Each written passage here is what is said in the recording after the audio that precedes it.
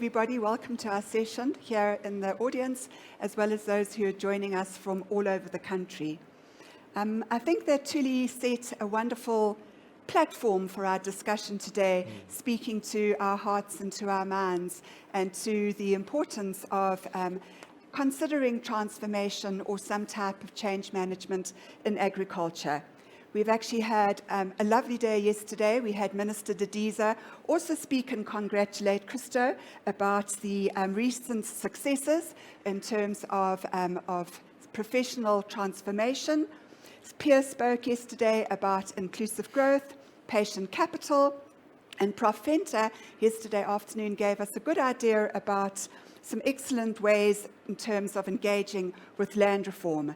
And so we find ourselves today talking about the successes, but before we get to the successes of transformation, I think we'll start off with Christo, and Christo will perhaps chat to us a little bit about some of the challenges that we're facing in the sector, the approach that Agri SA is taking in terms of focusing on youth, why we think youth is so important going into the future, and some of the activities that Agri SA has been involved with. Thanks, Christo. Thank you, Dr. Hurly. I've listened very carefully to what Professor Sulaimaan said, and something that really stuck with me is the following sentence. If we take care of each other, we stand a greater chance to survive. And given the context, the political context, the economic context that we find ourselves in, if we don't reach out to our neighbors, to our fellow farmers, to our communities, what chance will we stand to survive as a commercial sector? And that's why we have laid a very firm base. One, very strong focus on youth. So Agri SA at this point in time, together with Omri and his team, Agri SA Enterprises, boast with almost, 17 millennials, young people, all of them professional graduates in agriculture and in the social sciences and so forth, and in economics. And they are making a massive contribution towards Agri SA and towards the thinking within Agri SA. And the intellectual capital of the youth is critical for us to remain relevant and for us to really understand our role into the future. Then the second issue is women. We have been active participants in the President's Women Conferences, and it was fascinating to engage with cabinet ministers, with the presidency in terms of what our various commodities are doing in terms of, one, youth empowerment, but in particular women empowerment. Grain SA has a great story to tell. Cotton SA has a great story to tell. The national wool growers, the fruit industry, hort grow, all of them have great stories to tell, and I think we need to elevate these stories and really highlight it. But at the same time, our work has not ended there. With the help of Agri SA Enterprises, a very comprehensive training program is being rolled out at this point in time. I visited some of these sites and I was just blown away by how receptive these communities are for the training that is being provided by Agri SA Enterprises. And this is exactly what Professor Sulaimaan has said earlier, that if we reach out, we take hands, and we also assist other communities that are in a less fortunate position, then we will be able to create a better future, not only for ourselves, but for the entire country. This country at this point in time requires leadership. Leadership that is visionary. Leadership that has the ability to unite people across color lines. And a leadership that is principled. Because in the midst of all that is happening in this country, agriculture has been the shining beacon. And we need to remain that. We need to ensure that we not only provide food for the country, but that we are a nation builder as well. Would you also not say, just thinking about the structures of organized agriculture, particularly Agri SA, do those structures not also assist in terms of delivering on a transformation mandate, bearing in mind that we have members right down at the ground level in every single province in the country? I've been visiting our provinces, I've been visiting commodity organizations, been visiting and interacting with our corporate members, and all of them, in some way or another, contributes towards empowerment, contributes towards building an inclusive agricultural sector. We have also initiated a transformation strategy within the ranks of Agri SA, and that document has been discussed. We have agreed that that document will become the document on which we will work going into the future, and I'm really looking forward to, after Congress, make sure that that document does not end up on a shelf gathering dust, but that it really becomes a living document, because this is what this country needs at this point in time, and this is what our sector needs at this point in time. Yeah, exactly. Thank you, Christo. So I think that everybody in the provinces and the commodities and your various members, your corporates, are certainly looking forward to engaging in terms of the strategy. So Omri, let's turn to you and give you a chance to give some insights. So for those of you who don't know, Agri Enterprises was set up as the for-profit wing of Agri SA, focusing on certainly different things to what Agri SA is allowed to focus on. So I'll give Omri a chance just to do a quick little introduction to Agri Enterprises, but I think that one of the areas that I'd like you to focus on is around this issue of funding. So often when you speak to people about why are we not driving transformation, why are things not happening, whether it's down in the districts or in the provinces or nationally, quite often the problem of funding turns up. And so I think that once you've introduced us to Agri Enterprises, if you can cover some of the challenges that you've encountered in terms of funding, but also the opportunities, because I don't think it's all gloom and doom. Thanks, Omri. Thanks, Kathy. So I think from our side, we do four things. The first is we have a strategy team that focuses on company strategies, market penetration strategies. We do mergers, acquisitions, due diligences, the harder type of kind of sciences with regards to strategy. We also do work in Africa with regards to the African market, and also for multinationals want to expand their footprint in South Africa and Africa. So that's a strategy stream. Then we also have a operations and funding business where we actually do project origination. We look at funding models for transformation. We also look at potential funding of corporations, businesses, and even financial institutions in South Africa. We also have a training division that Hurly and the team runs, where we do a lot of high-impact training and development initiatives. And then we have a research and development division where we do industry-specific research around things like the availability of glyphosate in the next 6 to 12 months, very specific research for companies that are interested in specific commodities, expansion of their businesses, etc. So that's kind of what we do. And I guess your question with regards to the funding gap. So generally, talk is cheap, and until someone has to put money on the table and pay for something, and that's been my experience. So realistically speaking, where we are in South Africa now is we've got a liquidity gap in the agriculture sector of, I reckon it's about 20 billion. That presents obviously a big game changer for the industry, and obviously a massive opportunity to actually fill that void. It's been the demise of the land bank was one of the reasons that happened, and there's a couple of other reasons, but the reality is it is there. And with regards to transformation, that challenge is even bigger. I mean, we've scanned more than 250 projects across the country, transformation projects, and the conversion rate's about 5% in terms of things that are bankable and feasible and sustainable. With regards to the whole land getting, rural projects banked, it's an enormous challenge because the whole 30-year land lease systems are extremely challenging. And working with all the commercial banks, in the end, you have to get something through their credit committees. And in order to do that, you require a form of security. And it's been an enormous challenge to actually get that done. So I believe there's a massive opportunity for a customized agriculture bank in South Africa, and I really think, based on the premise of a Rabobank or one of these international banks that have actually figured it out, and I think that is probably the biggest opportunity in the economy at the moment, I think. Okay, thank you. Thanks, Omri. So I think that what we are seeing is that Christo mentioned the Women's Economic Assembly that was set up by the President's office.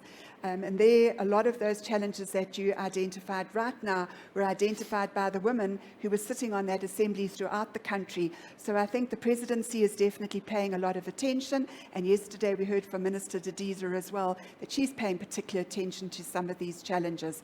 But I suppose the biggest challenge is time. And I don't think we always have time, and we really need to be starting moving yesterday rather than tomorrow. And I think that's what we are really calling out for at the moment. But let's move from the more serious issues to the more happy issues. And let's look at Sulaimaan and ask Sulaimaan to perhaps share some of the really lovely insights that you're picking up at the moment from the development work that you're doing for Agri Enterprises. The people would have seen the beautiful photographs that are being shown in the background in terms of the projects that Sulaimaan is basically leading and managing for Agri Enterprises. So let's give Sully a chance just to share some of his personal insights. Thank you very much, Dr. Kathy. I'd just like to start off by thanking everyone giving me the opportunity to be here as well. As the lead at the Agri Enterprises Training and Development Academy, we have a very open door policy, and we like to collaborate with corporates, with organizations, and any interested party willing to build projects, feasible projects from an educational side. We start off with our comprehensive mentorship approach. It has taken us some time to develop this approach. We've put a lot behind researching the approach, where we start off with mental wellness, because we know mental wellness is definitely the cornerstone of any project. It addresses social issues, it addresses financial issues, and it addresses a person's well-being. And once we have a person at his optimum operation, we then can look at investing into businesses, into training, and mentoring a person to become a leader and to become an entrepreneur within the sector. As Agri Enterprises Training and Development Office, we celebrate many successes. One of our most recent successes is in Polokwane. We've partnered with Metropolitan, and we've created the Collective Shapers project. The objective of this project is to develop entrepreneurs by involving our comprehensive mentorship approach. We start off on a very low level of technical training, and we select front runners from the beginning. We go through psychometric analysis. We look at an individual's propensity to risk, whether an individual has the ability to be an entrepreneur in the long run. And then we develop a certain individual. And why mental wellness is key to our process is because we often think we're investing in a company, but there's an individual behind that company. So at the training office is all the background work before investment happens. We build individuals around projects, individuals that can create jobs, that can create opportunities. And like this, we're partnering with a lot of corporate companies from the CSI side and from the enterprise supplier development side, because corporates really want to make change. However, there are a lot of CSI projects that occur in the country, which I like to term paper fire, because when you light paper on fire, it gives you a big flame for a few seconds and it disappears. So what Agri Enterprises does is we approach corporates. We approach corporates in the financial sector, in the food and beverage sector. We give them responsible CSI projects with an opportunity to get a return on social investment. And they ultimately see the upside because they invest in communities that become their clients in the long run. So we've seen quite a lot of success on the training side. Corporate South Africa is really coming on board. They contributing towards these sort of transformational projects, and it's been a success all round. And in your opinion then, what comes after that? Because that's always been my worry. You know, we've spent a lot of time, for example, you secure and you identify your entrepreneurs, you take them through some wonderful training. The Board of Agri SA was able to see the type of training that you take your groups through on Wednesday afternoon. I must say that mind wellness thing seemed a very exciting approach. And so what comes after that? We saw some beautiful photographs of entrepreneurs growing vegetables. Yes. Are you trying to take them into the agricultural side, the food security side? What comes after training? Yes. So what we focus on is not only primary agriculture. We focus on the food and fiber value chain. And I think what's important is there are a lot of scarce skills within those value chains that are being lost generation by generation, or even the current brain drain we're experiencing in South Africa. A lot of jobs are being lost, but those jobs that are lost, there's no specific set of skills that can be replaced with those what the brain drain that's happening. Because all those experts, technical experts, those subject matters experts, they're going abroad and we're losing those skills. So we take a mentorship approach. The mentors now come and give individuals those skills that we are losing in South Africa across the food and fiber value chain, whether it's in fiber processing, whether it's in food and beverage processing, or even further down the chain into retail and wholesale. And we cover the training along that value chain. And once we pick our front runners, and as we know, not everyone can be a farmer. So we pick our front runners and they become the entrepreneurs within their areas. And they employ, hopefully once they turn into commercial farmers, move on to commercial levels, they will employ the people surrounding them and then create an alternative economy within those rural areas. So our main focus, especially working within rural South Africa, working on commonage land, is to create alternative economies within those areas. Brilliant. Yeah. Oh, well, good luck with all of that.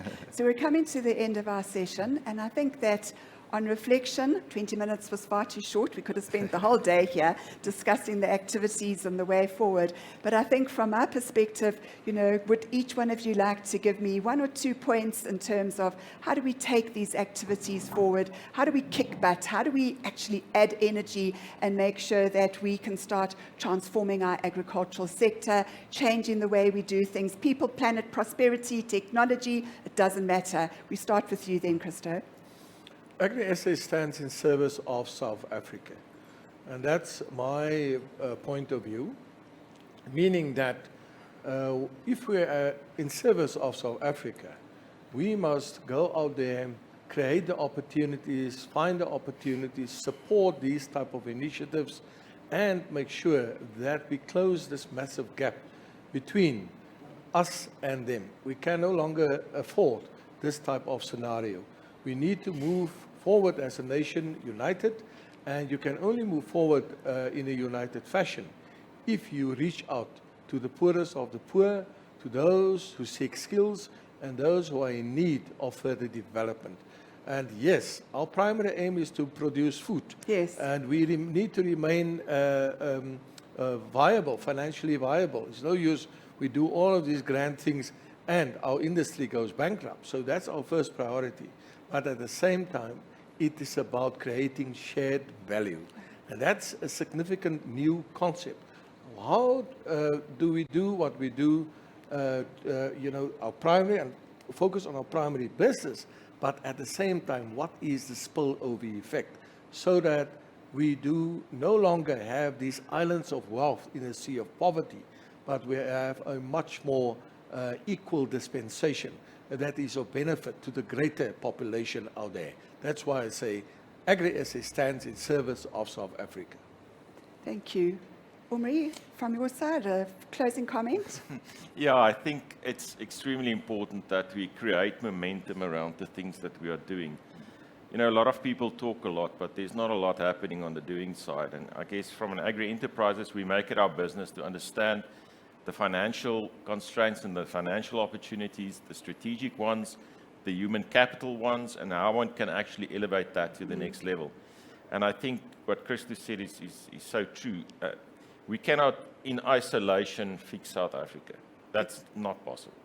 So corporate leadership, social leadership, and a sense of unity and purpose, I think, is important, because we will never win the World Cup if our team fights with each other all the time, and that's not possible. It's a mathematical impossibility. Yeah. So I think for us, it's important that we create a momentum, and that apart from the talking's nice, but talking is not going to feed the future of our country, and create alternative economies, and create, investment and all of that stuff. So I think for us, it's very important, as Hurly's also said, that we work together as an industry, that we complement each other, and that we take this country forward on the nuts and bolts of what it takes to actually get that done. So that's my closing comment. Thank you. Sully, anything from your side in terms of insights, way forward? Yeah. I think from my side is, I definitely like to call upon all the corporates in South Africa to have a look at what Agri Enterprise is doing. Really, we offer impactful solutions that create and stimulate alternative economies within the rural area. We also offer real impact measurement, monitoring and evaluation from our side. So we show success stories. That's what we do. Thank you. I won't charge you for your marketing moment. But anyway, so we're coming to the end of our session, and to say thank you very much to the panelists. And I think that what I would like to do is to kind of end up, I think, with some of the words, or a few of the words that Thuli gave us this morning in that very powerful poem. And I think what we really need to remember going forward, and this is what really spoke to me, is that they died from the cold within. And I think those words are extremely powerful, and we need to make sure that nobody dies from the cold within in our country. Thank you very much.